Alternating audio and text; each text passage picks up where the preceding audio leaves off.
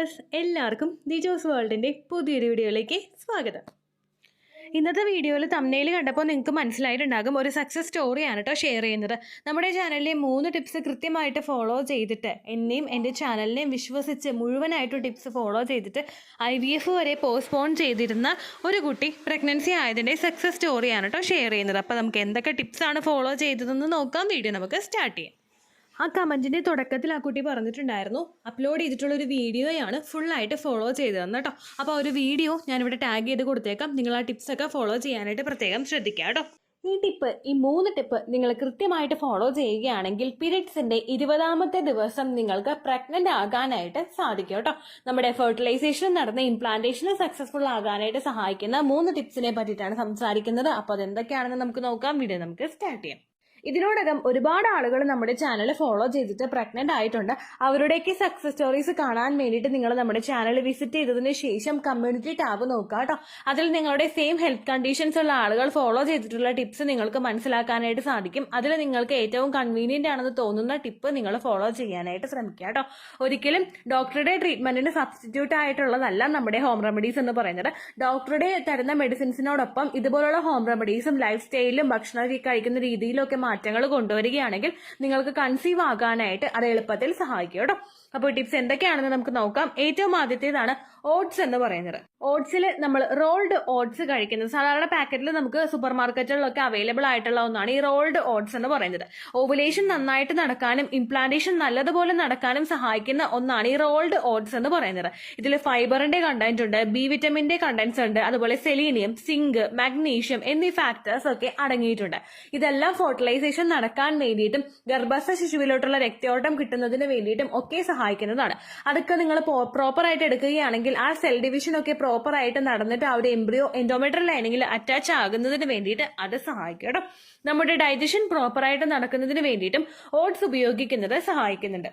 നമ്മൾ നെഗ്ലക്ട് ചെയ്ത് വിടുന്ന പല കാര്യങ്ങളും ഡയറക്റ്റ് ആയിട്ട് ഫെർട്ടിലിറ്റിയെ അഫക്ട് ചെയ്യുന്നവയാണ്. ഭക്ഷണം നമ്മൾ കഴിച്ചിട്ട് അത് പ്രോപ്പറായിട്ട് ദഹിച്ച് മോഷന് കൃത്യമായിട്ട് പാസ് ചെയ്ത് പോയിട്ടില്ല എങ്കിൽ അത് ശരീരത്തിൽ ഒരുപാട് ഇഷ്യൂസ് ഉണ്ടാക്കുന്നതിനും അത് ഇൻഡയറക്ട്ലി നമ്മുടെ ഫെർട്ടിലിറ്റിയെ അഫക്ട് ചെയ്യുന്നതിനും ചാൻസ് ഉണ്ട് കേട്ടോ. അപ്പോൾ കോൺസ്റ്റിപ്പേഷൻ ഉള്ള ആളുകൾക്ക് അല്ലെങ്കിൽ ദഹനം കൃത്യമായിട്ട് നടക്കാത്ത ആളുകൾക്കൊക്കെ ഈ ഒരു ഓട്സ് ഉപയോഗിക്കാവുന്നതാണ് കേട്ടോ.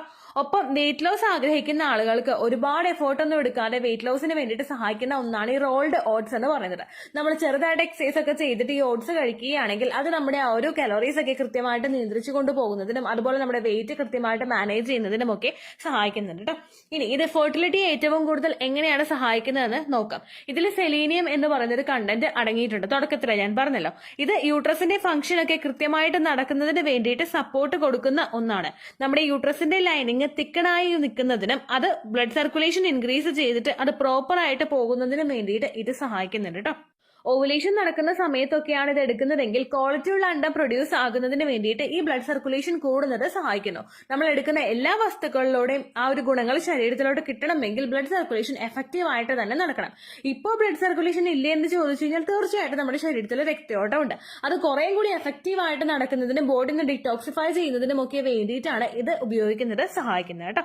ഒപ്പം ബ്ലഡ് സർക്കുലേഷൻ കൂടുന്നതിന്റെ ഭാഗമായിട്ട് കുഞ്ഞിലോട്ടുള്ള ന്യൂട്രിയൻസിന്റെ സർക്കുലേഷൻ കൃത്യമായിട്ട് എത്തുകയും കുഞ്ഞിന് മറ്റുള്ള ഗ്രോത്ത് നിന്ന് പോവുകയോ ഹാർട്ട് ബീറ്റ് നിന്ന് പോവുകയോ പോലുള്ള ബുദ്ധിമുട്ടുകൾ ഒന്ന് റിഡ്യൂസ് ചെയ്യുന്നതിനും വേണ്ടിയിട്ടും ഇത് ഉപയോഗിക്കുന്നത് സഹായിക്കുന്നുണ്ട് കേട്ടോ.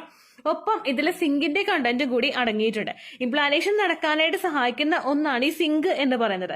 സെൽ ഡിവിഷൻ ഒക്കെ കൃത്യമായിട്ട് നടക്കുന്നതിനും ഇംപ്ലാന്റേഷന്റെ പ്രോസസ്സ് അതായത് പ്രീ ഇംപ്ലാന്റേഷൻ പ്രോസസ്സിന് വേണ്ടിയിട്ട് സപ്പോർട്ട് കൊടുക്കുന്നതിന് വേണ്ടിയിട്ട് ഇത് സഹായിക്കുന്നു. നമുക്ക് എല്ലാവർക്കും അറിയാം, ഫെർട്ടിലൈസേഷൻ നടന്നു കഴിഞ്ഞ് അണ്ടവും ബീജവും തമ്മിൽ ജോയിൻ ആയി കഴിഞ്ഞാൽ ഒരുപാട് സെൽ ഡിവിഷൻ നടന്നിട്ടാണ് ആ ഒരു എംബ്രിയോ എൻഡോമെട്രിയത്തിന്റെ ഒരു ക്യാവിറ്റിയിലോട്ട് എത്തുന്നത്.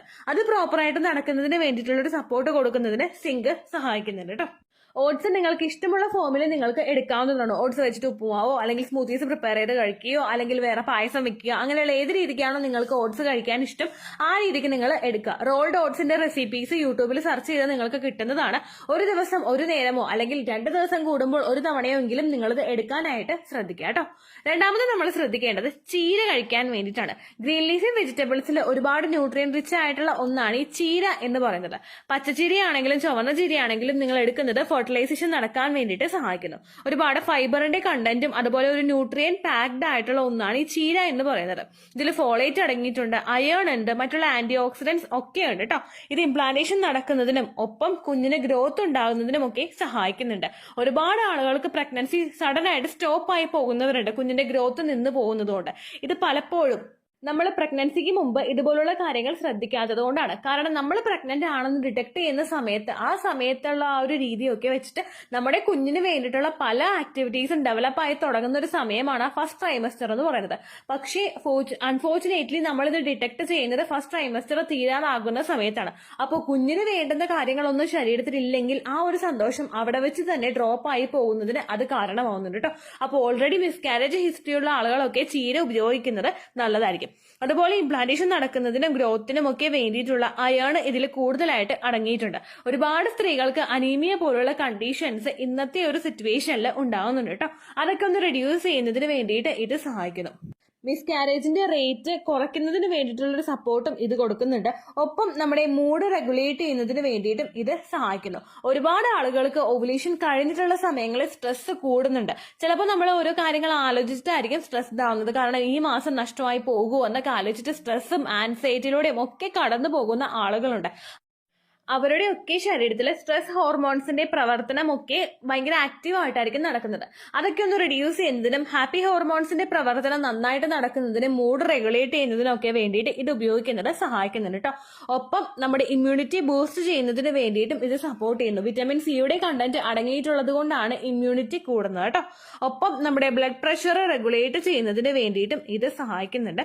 ചീരയിൽ അടങ്ങിയിട്ടുള്ള പ്രോട്ടീൻ സെല്ല് റിപ്പയർ ചെയ്യുന്നതിനും നമ്മുടെ സ്കിൻ മസിൽസ് അതുപോലെ ബോൺസ് ഒക്കെ ഹെൽത്തി ആയിട്ട് വെക്കുന്നതിന് വേണ്ടിയിട്ടും സഹായിക്കുന്നുണ്ട് കേട്ടോ. ഒപ്പം ഇതില് ഡൈജഷൻ പ്രോപ്പർ ആയിട്ട് നടക്കുന്നതിന് വേണ്ടിയിട്ടുള്ള ഒരു സപ്പോർട്ടും കൊടുക്കുന്നുണ്ട്. കോൺസ്റ്റിപ്പേഷൻ ഒക്കെ ഉള്ള ആളുകൾക്ക് അതൊക്കെ ഒന്ന് കൺട്രോൾ ചെയ്യാനായിട്ട് ഇത് സഹായിക്കുന്നു. ഫൈബറിന്റെ കണ്ടന്റ് അടങ്ങിയിട്ടുള്ളത് കൊണ്ട് കേട്ടോ. നാരുള്ളതാണ്, അതുകൊണ്ട് നമുക്ക് കോൺസ്റ്റിപ്പേഷൻ ഒന്നും കൂടുതലായിട്ടൊന്നും സംഭവിക്കില്ല കേട്ടോ. ചീരയും നിങ്ങൾക്ക് ഉച്ച സമയത്തൊക്കെ ഒരു ഹെൽത്തി ആയിട്ടുള്ള ഒരു കറിയായിട്ട് ഉപയോഗിക്കാവുന്നതാണ്. നിങ്ങൾക്ക് ഒരു ദിവസം ഒരു നേരമെങ്കിലും നിങ്ങളിത് എടുക്കുക. അങ്ങനെ കഴിവതും നിങ്ങൾക്ക് പറ്റുന്ന സമയങ്ങളിൽ നിങ്ങൾ ഉപയോഗിക്കാനായിട്ട് പ്രത്യേകം ശ്രദ്ധിക്കുക കേട്ടോ. നിങ്ങൾ കഴിക്കുന്നതോടൊപ്പം ഇത് തന്നെ ഹസ്ബൻഡിനും കൊടുക്കാനായിട്ട് നിങ്ങൾ ശ്രദ്ധിക്കുക. കാരണം പ്രഗ്നൻസി ട്രൈ ചെയ്ത് തുടങ്ങുന്ന സമയത്തൊക്കെ ഇത് ഉപയോഗിക്കുന്നത് അദ്ദേഹത്തിന്റെ സ്പേമിന്റെ മോട്ടിലിറ്റി വർദ്ധിപ്പിക്കുന്നതിനും അതിന്റെ പെർഫോമൻസ് എൻഹാൻസ് ചെയ്യുന്നതിനും വേണ്ടിയിട്ട് സഹായിക്കുന്നു. നമ്മുടെ ശരീരത്തിൽ ഒരുപാട് ഒബ്സ്റ്റക്കിൾസ് ഉണ്ട്. കാരണം ശരീരത്തിനകത്തേക്ക് കടത്തിവിടുന്ന സ്പേം ഇത് വരുന്ന ആളാണല്ലോ എന്ന് വിചാരിച്ചിട്ട് ഒരിക്കലും ശരീരം നിൽക്കില്ല. കാരണം അതിനെ പ്രതിരോധിക്കാനും ശരീരം ശ്രമിച്ചുകൊണ്ടേയിരിക്കും. അതൊക്കെ താണ്ടി അകത്തേക്ക് എത്തിയ ആ ഒരു ഫെലോപ്പിയൻ ട്യൂബിന് അവിടെ ഇത് എത്തണമെങ്കിൽ അതിന് ഒരുപാട് കാപ്പബിലിറ്റി വേണം, അതിന് ഒരുപാട് ക്വാളിറ്റീസ് വേണം. അതൊക്കെ അതുപോലെ തന്നെ അതിന്റെ പെർഫോമൻസും ഭയങ്കര എഫക്റ്റീവ് ആയിട്ട് തന്നെ നടക്കണം. അതിന് വേണ്ടിയിട്ടുള്ള ഒരു സപ്പോർട്ട് കൊടുക്കുന്നതിന് വേണ്ടിയിട്ടും ഈ ചീര ഉപയോഗിക്കുന്നത് സഹായിക്കും കേട്ടോ. ചോറ് കഴിക്കുന്ന സമയത്തൊക്കെ റൈസിന്റെ കണ്ടന്റ് കുറയ്ക്കുക. അതുപോലെ തന്നെ കറികളുടെ കണ്ടന്റ് നിങ്ങൾ കൂട്ടുക. കാരണം കറികൾ നമ്മൾ കഴിക്കുമ്പോൾ ഒരുപാട് നമുക്ക് ന്യൂട്രീഷൻ കിട്ടും. അതാണ് നമുക്ക് പ്രഗ്നൻസി ട്രൈ ചെയ്യുന്ന സമയത്ത് വേണ്ടത് കേട്ടോ.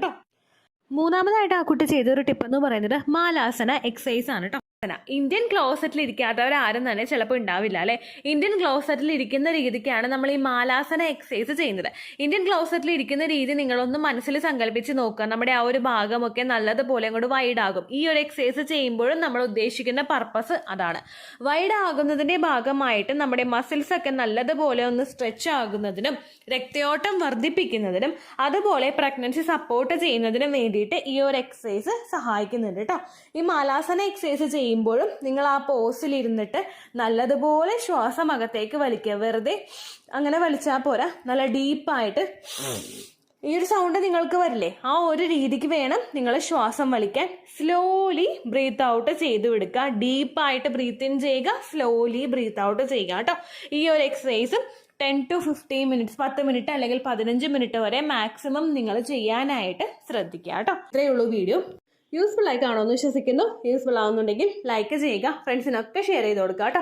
എന്തെങ്കിലും സംശയം ഉണ്ടെങ്കിൽ നിങ്ങൾ കമൻസിൽ ചോദിക്കുക. പണ്ടത്തെ വീഡിയോയ്ക്ക് കമൻസ് ഇടുന്നവർക്ക് റിപ്ലൈ ലഭിക്കുന്നില്ലെങ്കിൽ ലേറ്റസ്റ്റ് ആയിട്ട് ഞാൻ ഏത് വീഡിയോ ആണോ അപ്ലോഡ് ചെയ്യുന്നത് അതിന് താഴെ കമൻറ്റ് ഒന്ന് കോപ്പി പേസ്റ്റ് ചെയ്യാനായിട്ട് ശ്രദ്ധിക്കുക കേട്ടോ.